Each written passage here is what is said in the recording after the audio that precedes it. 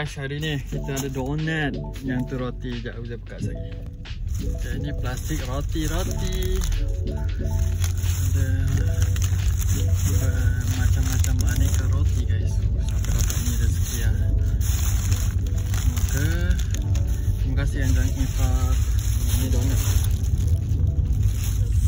Ini donat juga, yang ini roti. So 2 tempat kita hantar. Seperti biasa 2 tempat. So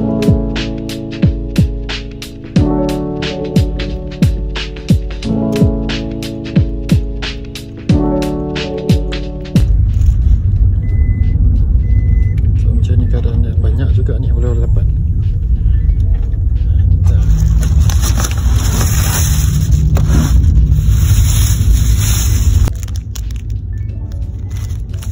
Majik kedua, bismillah.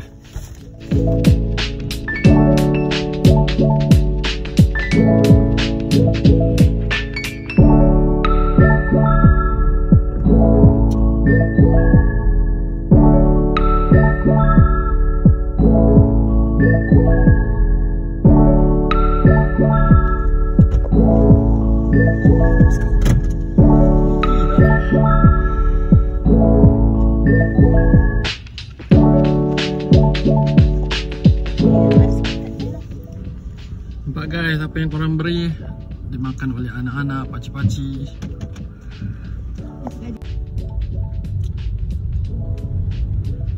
Tak ada. Pelik tinggal donat je.